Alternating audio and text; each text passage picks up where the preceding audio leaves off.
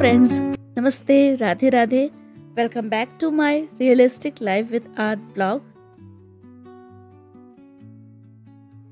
सुबह उठना एक चैलेंजिंग टास्क होता है और जैसे मैं अपनी बात करूं, सुबह उठने में मुझे भी बहुत दिक्कत हुआ करती थी, लेकिन धीरे धीरे करके कहते हैं ना कि 21 डेज अगर हम किस चीज़ को फॉलो कर लेते हैं तो वो हमारी हैबिट में आ जाता है और हैबिट में आने के बाद हम उस चीज़ को आसानी से कर सकते हैं। और सुबह उठने के फ़ायदे तो सभी को पता है कि सुबह उठने से हम कितना ज़्यादा प्रोडक्टिव हो सकते हैं।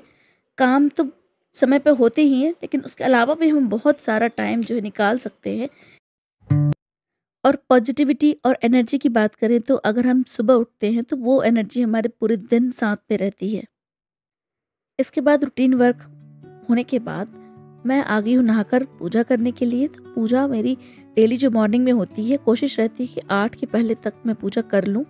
इसके बाद फिर मैं यहाँ पर थोड़ा समय ग्रीनरी, अपने प्लांट्स को देखती हूँ, इनको थोड़ा टाइम देती हूँ। इसके बाद आती हूँ योगा, मेडिटेशन, एक्सरसाइज जो होती है।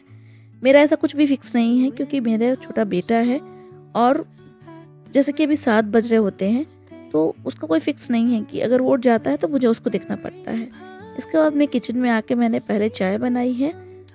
अभी मैं ब्लैक टी ले लेती हूँ, ग्रीन टी ले लेती हूँ, जो मेरी पहली टी होती है सुबह की। इसके बाद नाश्ते के बाद फिर से मैं नॉर्मल चाय बनाती हूँ अपनी, जब तक मेरे हस्बैंड भी उठ जाते हैं। इसके बाद जैसे कि अभी समर्स चल रहे हैं, बच्चों के स्कूल नहीं है, तो मैं यहाँ पर उनका जो भी ब्रेकफास्ट बनता है तो वो अभी कुछ भी नहीं बनाती हूँ। इसके बाद डायरेक्ट मैं यहाँ पर लंच बॉक्स तैयार होता है मेरे हस्बैंड के लिए, वो मैं तैयार करती हूँ। और प्रिपरेशन इसकी पहले से रहती है। जैसे करेले हैं तो करेले मैंने पहले ही कट करके रख लिए थे रात में, तो यहाँ पर सिंपल उनके लिए मैं यहाँ पर लंच पैक करूँगी। इसके बाद 9 बजे तक मेरा लंच पैक हो जाता है। इसके बाद बाकी के घर के जो काम होते हैं वो करती हूँ, लेकिन इससे पहले मैं अपने लिए चाय ज़रूर बनाती हूँ। और बच्चे जब तक उठ जाते हैं और बच्चों के लिए फिर इसके बाद मैं अलग से जो उनको खाना होता है मैं वो बनाती हूँ।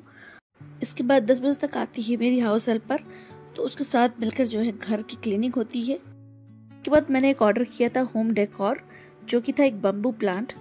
बहुत ही ज़्यादा रियलिस्टिक दिख रहा था। काफ़ी रिसर्च करने के बाद मैंने इसको ऑर्डर किया और सही में ये बहुत ज़्यादा सुंदर दिख रहा था, बिल्कुल रियलिस्टिक सा लग रहा था। काफ़ी रिसर्च करने के बाद मैं इसे ऑर्डर की थी और रियली ये मेरे एक्सपेक्टेशंस को पूरा कर रहा था और रूम को एक रियली फ्रेश लुक मिल रहा था।